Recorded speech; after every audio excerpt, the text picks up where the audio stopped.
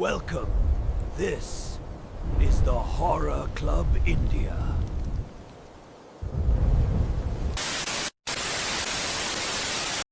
तो आज हम एक ऐसी हिंदी हॉरर कहानी को समझने की कोशिश करेंगे जहां विज्ञान और अंधविश्वास आमने सामने आ जाते हैं और इंसाफ का एक बहुत ही भयानक रूप देखने को मिलता है। चलिए इस दिलचस्प कहानी की दुनिया में चलते हैं। कहानी का असली तनाव यहीं पर है। जरा सोचिए, एक तरफ तो है एक डॉक्टर जिसके लिए सब कुछ साइंस है, लॉजिक है, और दूसरी तरफ एक ऐसी भटकती रूह जो उस इंसाफ के लिए तरस रही है जो उसे जीते जी कभी नसीब नहीं हुआ। तो बात है 1980 के दशक की। एक आदर्शवादी डॉक्टर शहर की आराम की जिंदगी छोड़कर राजस्थान के बिल्कुल दूर दराज के गांव में सेवा करने जा पहुंचता है। उसका मिशन बिल्कुल साफ था, उन लोगों की मदद करना जहां तक कोई और पहुंचने को तैयार नहीं था। और यहीं से कहानी का मेन कॉन्फ्लिक्ट शुरू होता है। देखिए, एक तरफ डॉक्टर है जो सिर्फ विज्ञान और तर्क पर यकीन करता है, और दूसरी तरफ है गांव वाले जो भूतों और अंधविश्वास के गहरे डर में जी रहे हैं। ये डर इतना ज्यादा था कि रात के 10 बजते ही पूरा गांव सन्नाटे में डूब जाता था, जैसे वहां कोई इंसान रहता ही ना हो। अब हमारा डॉक्टर वो इन सब बातों को सिर्फ वहम मानता है। तो एक रात जब उसे नींद नहीं आ रही थी तो वो बस ऐसे ही टहलने के लिए बाहर निकल गया। उसे जरा भी अंदाजा नहीं था कि यही वो रात है जो उसकी सोची समझी दुनिया को हमेशा के लिए बदलने वाली थी। उस माहौल को महसूस करने की कोशिश कीजिए। डॉक्टर बाहर है और देख रहा है कि पूरा गांव एक अजीब डरावनी खामोशी में लिपटा हुआ है। ये कोई आम शांति नहीं थी, ये कुछ अननेचुरल था। और तभी उस खामोशी को एक आवाज चीरती है, नदी की तरफ से किसी औरत के सिसकने की आवाज। बस यहीं से कहानी का असली रहस्य शुरू हो जाता है। डॉक्टर के मन में भी यही सवाल आता है कि भाई इस गांव में इतनी रात को नदी के पास कौन हो सकता है। वो हिम्मत जुटाता है और आवाज की तरफ बढ़ता है और उसे हरे घूंघट में एक औरत नजर आती है। डॉक्टर जब उस औरत से पूछता है कि वो क्यों परेशान है, तो वो उसे अपनी एक ऐसी दुख भरी कहानी सुनाती है जिस पर कोई भी इंसान आसानी से यकीन कर ले।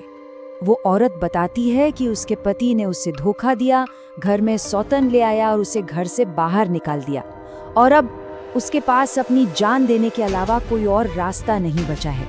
उसकी कहानी इतनी असली लगती है कि कोई भी सुनकर मदद के लिए आगे आ जाए। डॉक्टर का दिल पिघल जाता है। भाई वो एक तर्कवादी इंसान होने के साथ साथ एक अच्छा इंसान भी है। वो उस औरत को तसल्ली देता है और वादा करता है कि सुबह वो खुद गांव की पंचायत से बात करके उसे इंसाफ दिलाएगा। और बस यहीं कहानी में एक अजीब मोड़ आता है। औरत उसके पीछे पीछे चलने लगती है और डॉक्टर को उसकी पायल की आवाज, वो छमछम, बिल्कुल साफ सुनाई दे रही है। लेकिन जैसे ही वो उसका नाम पूछने के लिए पलटता है, वहां कोई नहीं होता, बिल्कुल खाली। वो औरत जैसे हवा में ही घुल गई हो। अब डॉक्टर पूरी रात सो नहीं पाता। उसका साइंटिफिक दिमाग ये मानने को तैयार ही नहीं था कि जो हुआ वो सच भी हो सकता है। तो अगली रात वो खुद को रोक नहीं पाता और सच जानने के लिए वापस उसी नदी किनारे पहुंच जाता है। और वो औरत सच में वहां होती है, ठीक उसी जगह पर, उसी तरह रोती हुई। इस बार डॉक्टर तय कर लेता है कि वो न सिर्फ उसकी मदद करेगा बल्कि इस पूरे रहस्य से पर्दा उठाकर ही रहेगा। ये मुलाकात कहानी को उसके सबसे डरावने पॉइंट पर ले आती है। डॉक्टर हिम्मत करके उसका नाम पूछता है। वो जवाब देती है कमली, और जैसे ही ये नाम उसके मुंह से निकलता है, हवा का एक बहुत तेज झोंका आता है और उसके चेहरे से घूंघट को उड़ा देता है। घूंघट के पीछे जो चेहरा था वो किसी जीते जागते इंसान का था ही नहीं। चेहरा पूरी तरह से गल चुका था, जैसे कोई लाश कई दिनों तक पानी में पड़ी रही हो। और आंखों की जगह तो बस 2 काले गहरे गड्ढे थे। ये मंजर देखकर डॉक्टर के तो रोंगटे खड़े हो जाते हैं। वो समझ जाता है कि उसके सामने कोई लाचार औरत नहीं बल्कि एक आत्मा खड़ी है। डॉक्टर वहां से जान बचाकर भागता है। रास्ते में उसे एक गांव वाला मिलता है जो उसे आखिरकार कमली की वो दर्दनाक कहानी सुनाता है, जिसे पूरा गांव जानता तो है पर जिसके बारे में बात करने से भी डरता है। पता चलता है कि कमली ने जो कहानी डॉक्टर को सुनाई थी वो सच थी, लेकिन अधूरी थी। असलियत ये थी कि जब वो मदद के लिए गांव की पंचायत के पास गई तो उन्होंने भी उसकी बात सुनने से इनकार कर दिया। इतना ही नहीं, एक पंच ने तो उसकी बेइज्जती तक की। हर तरफ से टूटकर उसने उसी नदी में डूबकर अपनी जान दे दी। लेकिन कमली की मौत के साथ कहानी खत्म नहीं हुई, बल्कि उसका बदला शुरू हुआ। जिन दो लोगों ने उसे सबसे ज्यादा जलील किया था, उसका पति और वो पंच, दोनों की लाशें कुछ ही दिन बाद उसी नदी में तैरती हुई मिली।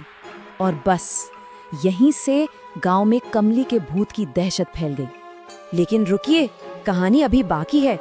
वो गांव वाला डॉक्टर को बताता है कि आज ही नदी किनारे एक और लाश मिलने की अफवाह है। ये सुनते ही दोनों के मन में एक भयानक सा शक पैदा होता है। क्या कमली का बदला अभी भी अधूरा था? बस इस ख्याल से ही दोनों की रूह कांप जाती है। वो सच का पता लगाने के लिए वापस नदी की ओर दौड़ पड़ते हैं, जहां कहानी अपने आखिरी और सबसे खौफनाक मोड़ पर पहुंचने वाली थी। और उनका डर सच साबित होता है। नदी के किनारे एक लाश पड़ी है जिसका सिर धड़ से अलग है। और ये लाश किसकी थी? ये पंचायत के उसी सदस्य की थी जिसने कमली को इंसाफ देने से मना कर दिया था। आज आखिरकार कमली का बदला पूरा हो चुका था। तो आखिर में ये कहानी हमारे सामने एक बहुत बड़ा सवाल छोड़ जाती है। ये सिर्फ एक डरावनी कहानी नहीं है, ये उस पूरे सिस्टम पर एक चोट है जो कमजोरों को इंसाफ देने में फेल हो जाता है। सवाल यही उठता है कि जब इंसान से इंसाफ मिलने के सारे दरवाजे बंद हो जाएं, तो क्या बदला लेने के लिए ऐसी अलौकिक ताकतें ही आखिरी सहारा बचती हैं? इस पर सोचिएगा जरूर।